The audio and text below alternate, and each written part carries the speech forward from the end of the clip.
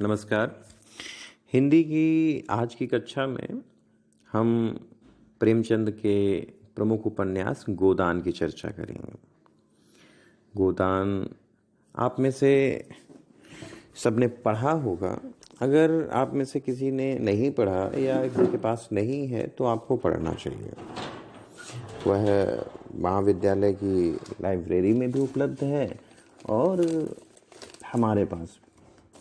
अगर किसी के पास नहीं है तो सॉफ्ट कॉपी में पढ़ने का इच्छुक हो तो वो मुझसे बता सकता है। मैं उसके मोबाइल में सॉफ्ट कॉपी में उसे भेज दूंगा ताकि आप उसे पढ़ सकें। आपके चूंकि पाठ्यक्रम में गोदान है इसलिए गोदान का अध्ययन आपके लिए अनिवार्य है। गोदान उपन्यासकार प्रेमचंद द्वारा वर्ष 1936 ईस्वी में लिखा गया और हिंदी साहित्य में इसको महत्वपूर्ण स्थान प्राप्त है। प्रेमचंद ने अपने उपन्यासों में घटना के स्थान पर चरित्र को उभारने का अधिक प्रयास किया है। अगर इस उपन्यास के प्रमुख पात्रों की बात करें तो होरी इस उपन्यास का प्रमुख पात्र है। होरी एक ऐसा पुरुष है जो गांव के जमींदार और महाजन के शोषण से परेशान है तथा चाह कर भी उसका कोई विरोध नहीं कर पाता।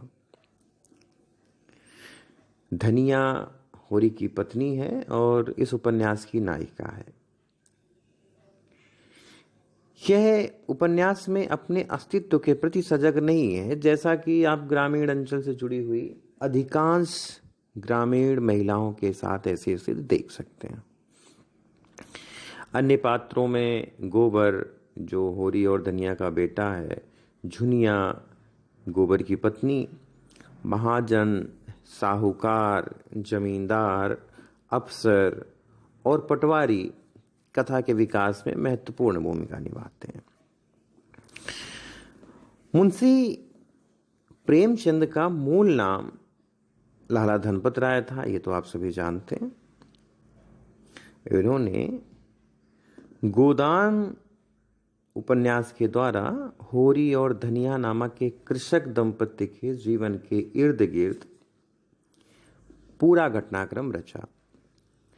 किसी भी ग्रामीण व्यक्ति की तरह ही होरी की भी यह हार्दिक अभिलाषा है कि उसके पास एक पालतू गाय हो जिसकी वह सेवा करे।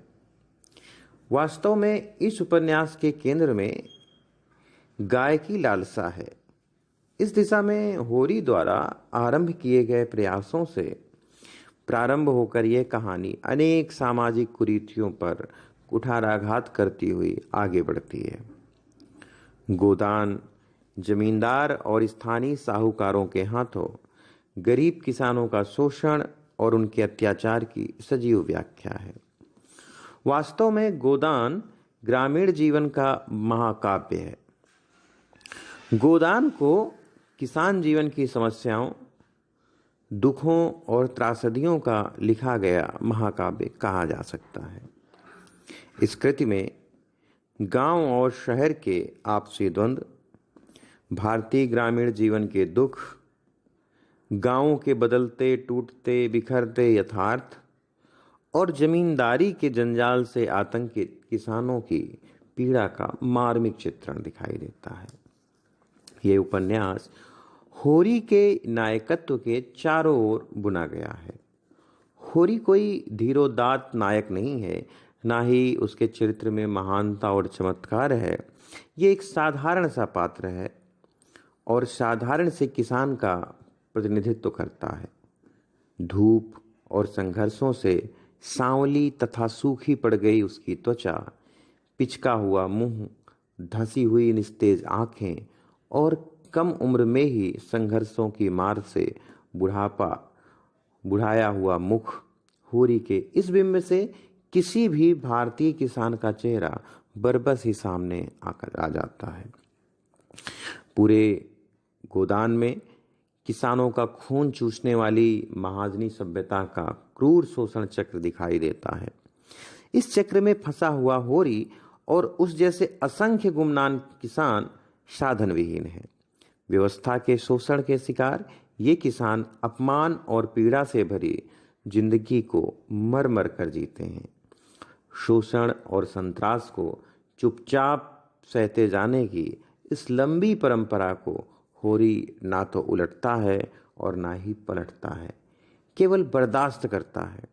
उसका यह मानना है कि जिन तलवों के नीचे गर्दन दबी हो उनको सहलाने में ही कुशलता है।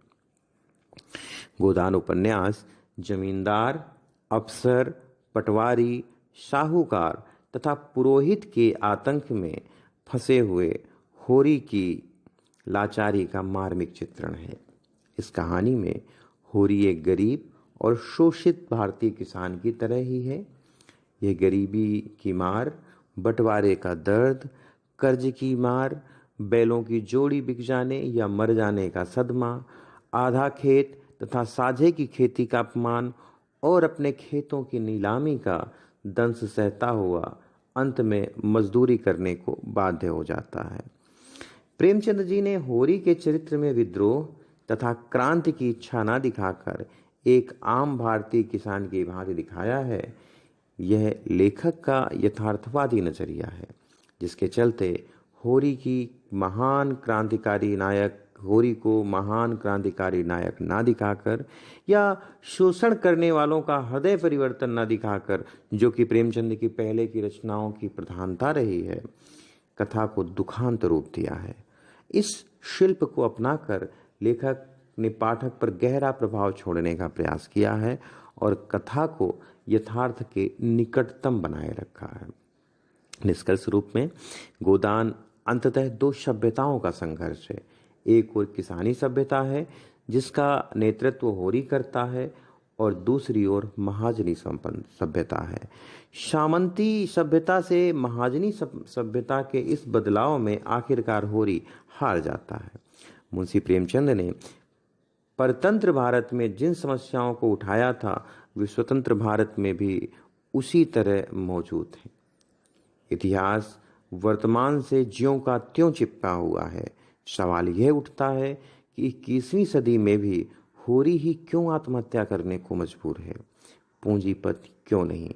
इस समय किसानों की दयनीय स्थिति एक बार फिर से गोदान को हम सब के लिए प्रामाणिक बना देती है।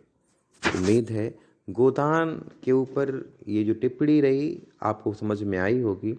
आपके अंदर अगर गोदान पढ़ने की इच्छा जागृत हुई हो, आपने तो आप जरूर उसे पढ़ें। अगर आपके पास ना हो तो उसकी PDF प्रति मेरे पास है, आप मुझसे मांग सकते हैं और गोदान जरूर पढ़ें। धन्यवाद।